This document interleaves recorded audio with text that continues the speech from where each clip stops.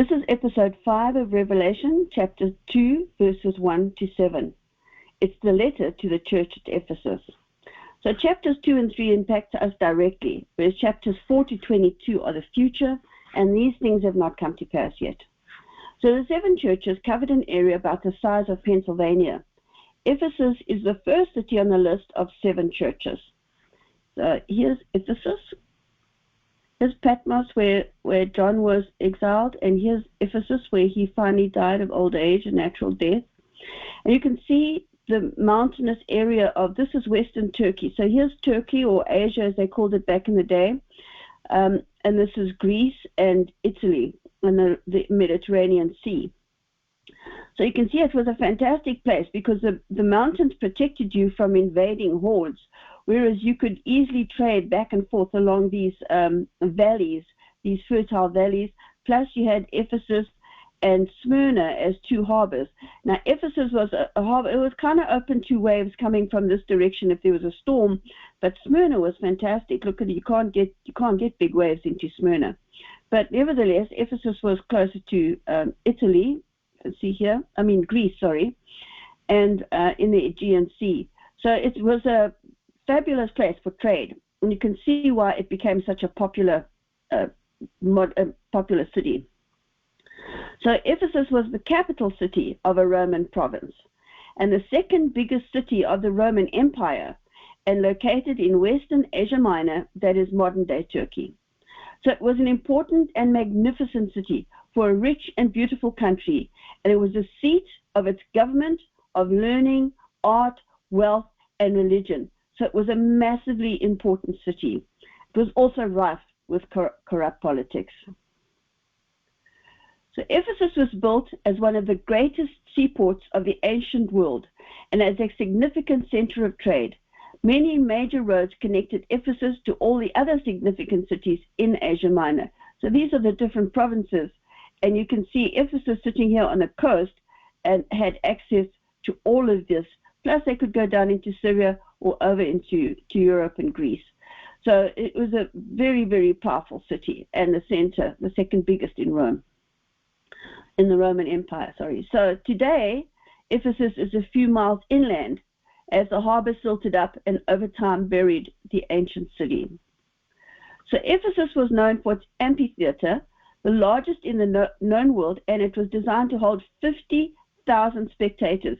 And if any of you ever sat in one of these things, you can sit down here and just speak in a normal voice and the people up here can hear you. The acoustics in these amphitheaters was beyond belief.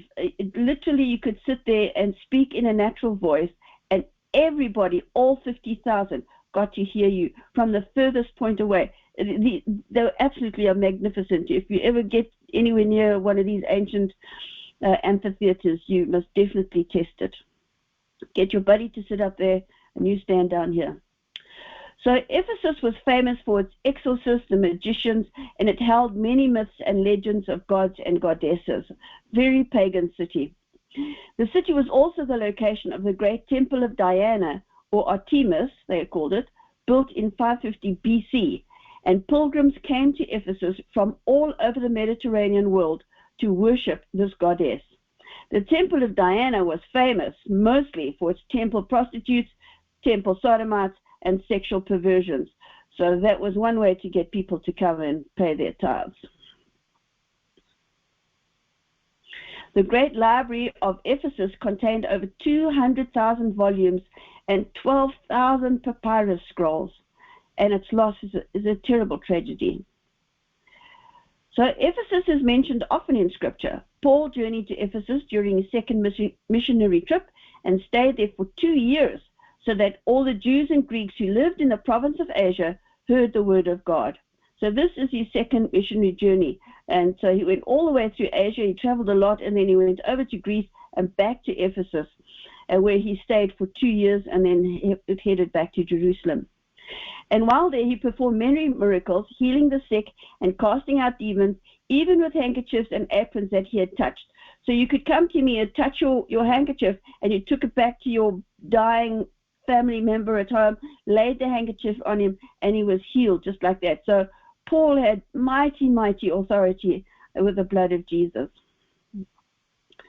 However, after a time, Paul caused a riot in Ephesus. We read about it in Acts 19.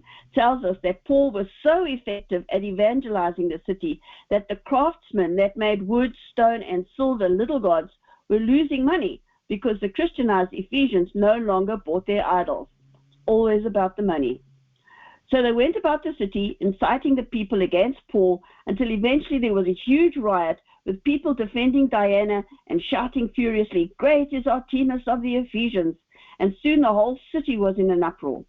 The city clerk quieted the shouting in case the Romans were angered at the rioting and cracked down on them. Nevertheless, Ephesus was a prime site for evangelizing the whole province due to the city's accessibility and prominence in the region. Despite the strong objection to the gospel, many Ephesians came to faith in Christ through the faithful ministry of Paul and his companions. A church began there, and a few years later, Paul wrote to them a letter that we now call the Book of Ephesians. And of course, John is now writing a letter to them here in Revelation. So today, ancient Ephesus, once the admiration of the ancient world, is just a desolation, a wasteland without inhabitants. The great marketplace is unattended, weedy, and forsaken. How the mighty has fallen. So now we're going to cover the Jesus sandwich method. In John's vision on Patmos, Jesus addressed the church in Ephesus like a sandwich. You cushion the bad in between two good. So first he praises the church for what they were doing right. I know your deeds. That's a good thing. Then verse 4 says, but I hold this against you. That's the bad thing. And verse 6 is praise again. But you have this in your favor, the good thing. And today, all management courses and motivational courses copy Jesus in this methodology. They recommend sandwiching the bad piece in between two pieces of good. If you want to change behavior. So you have the positive feedback, constructive feedback, or the bad stuff, and the positive feedback again, and you make a sandwich out of it. For example, if someone asks if their new pants makes their butt look big, if it's your sister and you think it does, you tell her honestly to return the pants. If it's a friend or associate and you want to be honest without hurting their feelings, you use the Jesus sandwich method and say something like, I love that style of pants. And yes, it does emphasize your butts, but the color is terrific. And then you let them decide which part of the sandwich they're going to apply. So moving on to the actual chapters in Revelation. Like the parables, the 7 letters to the churches contain the precise words of Jesus and are the very last words we have directly from Jesus. And 7 times he also entreats us urgently to hear what the Spirit has to say. Yet all churches over the past centuries have preached on all of Jesus' other discourses, but generally omit Revelation chapters 2 and 3 as being too damning or too harsh on believers. Today, churches prefer to soft-soap their congregations. So this is the table that I showed you previously, and here's just Ephesus. So you'll see how I made up this table from the verses here. So chapter 2, verse 1. To the angel of the church in Ephesus write, these are the words of Jesus, who holds the 7 stars, the 7 angels or pastors, in his right hand and walks among the 7 lampstands, which are the 7 churches. So this is what how Jesus addresses himself. Verse 2, I know your deeds, your hard work, and your perseverance. I know that you cannot tolerate wicked people, that you have tested those who claim to be apostles but are not, and have found them false. So Jesus acknowledges that aside from growing a bit stagnant in their fervor for God, they have resisted wicked practices, endured persecution, and weeded out the false prophets from destroying their church. He says, yet you have persevered and have endured hardships for my name and have not grown weary. So Roman rule required sacrifice to their gods. Emperors such as Decius attempted to identify and weed out Christians by enforcing sacrifices to various Roman deities, a practice that he knew offended Christians.